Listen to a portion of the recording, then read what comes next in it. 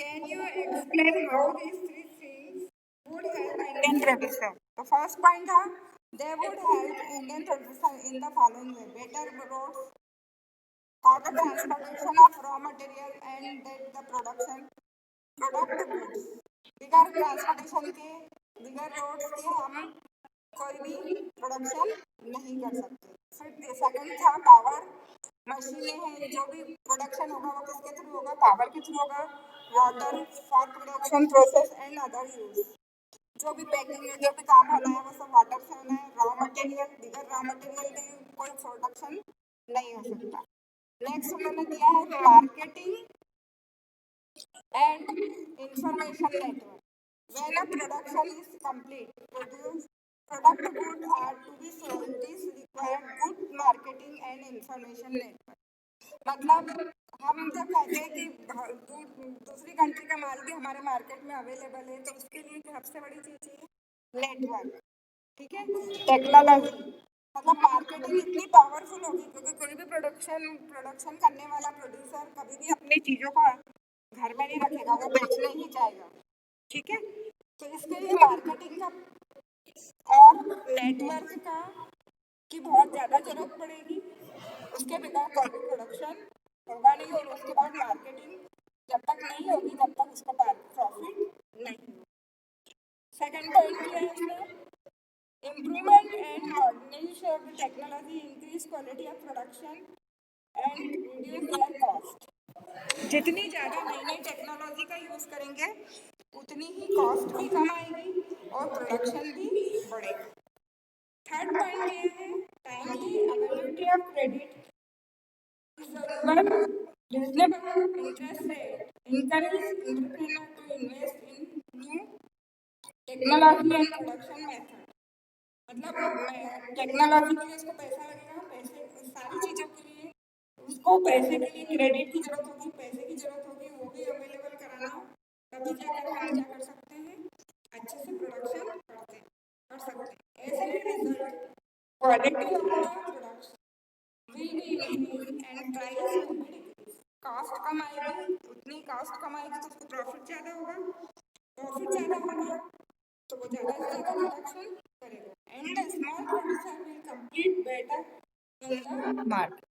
साथ में छोटे प्रोड्यूसर को जो क्या करेगा, फायदा हो जाएगा, छोटे छोटे प्रोडक्शन उससे करवा के, इससे उनको भी इनकम होगी और इन सब से क्या होगा, सभी की जब प्रोडक्शन बढ़ेगा, मार्केट बढ़ेगा तो प्रॉफिट ज़्यादा। ठीक है, क्वेश्चन नंबर 1 समझ में आ गया बेटा? हेलो, सेकंड क्वेश्चन पूछा है उन्होंने, do you think MNCs will be interested in the investing in this? Why, क्यों है? अगर एमएनसीज मतलब मल्टीनेशनल कंपनी, जब भी पैसा लगाएगी जब उसको कुछ प्रॉफिट आपके यहाँ दिखाई देगा। ठीक है, लेकिन यहाँ क्या दिया है? No, I do not think MNCs will be interested in investing in this thing. This is because investment on this thing have long gestation period and low earning।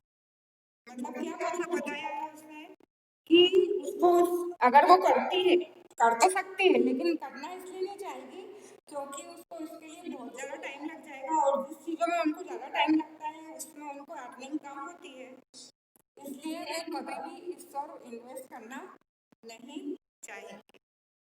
ठीक है, थर्ड क्वेश्चन दिया है, do you think the government has a role in making this facility available? Why, सब में why लगा दिया है उन्होंने, तो ये इसका आंसर होगा yes, the government has an important role in making this facility available. मतलब ये सारी चीजें, ट्रांसपोर्टेशन है, पावर है, वाटर है, रॉ मटेरियल है, रोड्स है, ये सब फैसिलिटी देने का काम किसका है? गवर्नमेंट का है, और ये उसको अवेलेबल कराना जरूरी है। This is because social welfare is the main objective of the government. मतलब ये किसी एमएनसी का या प्रोड्यूसर का या इंडस्ट्री का काम नहीं, ये किसका काम है? गवर्नमेंट का है, क्योंकि गवर्नमेंट जो टैक्स लेती है, जो इनकम होती है, वो किस पे खर्च करती है? Social welfare. इस सारी फैसिलिटी को मार्केट में देना अवेलेबल कराना का काम किसका है? गवर्नमेंट का। ठीक है, आगे समझ रहे हैं? Question number 4, can if any other step that government could take discuss, और ऐसा कोई और स्टेप गवर्नमेंट ले सकती है तो उसमें भी अपन आंसर कर सकते हैं। Question number 4, yes I think the government should remove corruption, training in offices, provide better facility under single window program। मतलब उन्होंने ये कहा है कि ठीक है, डेवलपमेंट करके गवर्नमेंट ये चीजें तो अवेलेबल करा रही है, मार्केट क्लोज कर रही है, रोड ट्रांसपोर्टेशन को इजी कर रही है, लेकिन साथ में क्या होता है कि सारी चीजें लाइसेंस है, परमिशन है, इस चीजों के लिए भी कई बार क्या होता है, प्रोड्यूसर को परेशान होना पड़ता है। जो इंडस्ट्रीज होता है ना, उसको कई बार पैसा देना पड़ता है, करप्शन मतलब गलत तरीके से चीजों को लेना पड़ता है। तो ये सब चीजों को भी किसको रोकना चाहिए? गवर्नमेंट को। तभी जाकर वो अपने मार्केट को बढ़ा सकते हैं। अगर वो इंडिया के मार्केट में आया, उनके करंट कंट्री में ये सारी चीजें नहीं है, जिसको मिलना है टेंडर उसी को मिलता है, लेकिन हमारे यहाँ क्या होता है, गलत तरीके से भी लोग पैसा लेके काम करवा लेते हैं। तो ये सारी चीजों को रोकने का काम भी किसका है? गवर्नमेंट।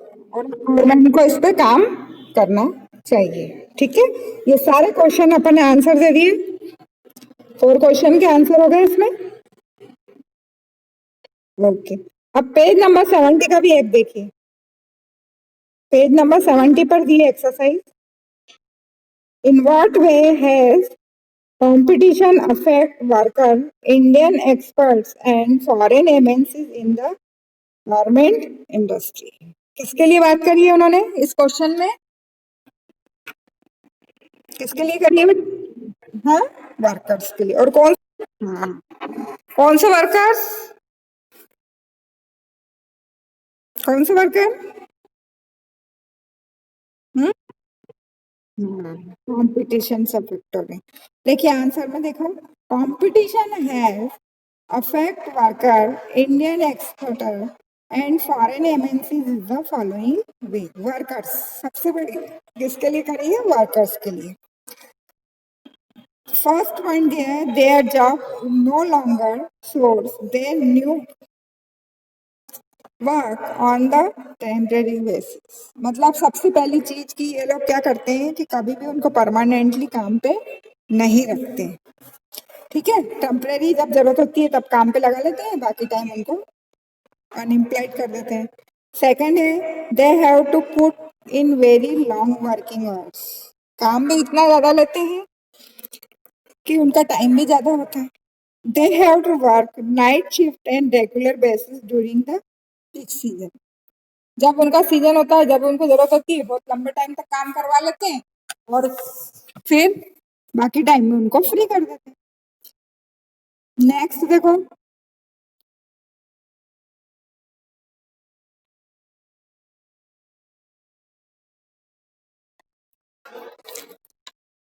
फिर दिया है fourth point, wages are low. Wages कैसी रहती है उन लोगों की? वेरी लो, टाइम बहुत ज्यादा है और सैलरी कम है। Fifth point, they are demanded their fair share of benefit. मतलब वो उनका मतलब एक्चुअल में प्रोडक्शन कौन करके देता है? वर्कर। लेकिन उसका क्या होता है? मिसयूज होता है, एक्सप्लॉयटेशन होता है। जितना काम दिया जाता है उतना पैसा उनको नहीं दिया जाता है। तो या भी जो प्रॉफिट होता है वो किसको ज्यादा मिलता है? प्रोड्यूसर को, इंडस्ट्रियलिस्ट को। ठीक है, सेकंड पॉइंट है इंडियन एक्सपोर्ट। फिर उनका फर्स्ट पॉइंट गया, they get order from MNC at cheap rate. हाँ, मतलब वो क्या करती है, फॉरेन कंपनी एमएनसी क्या करती है, हमारे यहाँ की इंडस्ट्री से काम लेती है, प्रोडक्शन करवाती है और कम रेट पे करवाती है और ज्यादा पे मार्केट में ले जाके बेच देती है। मतलब खुद ने नहीं बनाया, बनाया किसने? इंडियन फैक्ट्री में। प्रॉफिट किसने कमाया? एमएनसी से। They try to have hard to cut their cost. कोशिश करते हैं कि कम से कम कॉस्ट आए और ज्यादा से ज्यादा प्रॉफिट आए। They cut labour cost, labour को भी सबसे कम पैसा देते हैं। They employed worker only the temporary, मतलब सबको टेम्परेरी रखते हैं, परमानेंट नहीं करते। थर्ड दिए है foreign MNC, they are able to find the cheapest good in the order to maximum their profit. मतलब ये कोशिश करते हैं कि वो कहीं भी जाए, किसी भी कंट्री में जाए, वो ऐसा प्रोडक्शन करें कि कम से कम कास्ट आए और उनका प्रॉफिट ज्यादा हो। सेकंड पॉइंट दिया है competition among the government expert exporter has allowed these MNCs to make large profit। मतलब टोटली इन लोगों का ये है, जब वो हमारे यहाँ आए हैं, इन्वेस्टमेंट किया है, टेक्नोलॉजी लाए हैं, तो उनका एक ही एम होता है प्रॉफिट अर्न करना। ठीक है।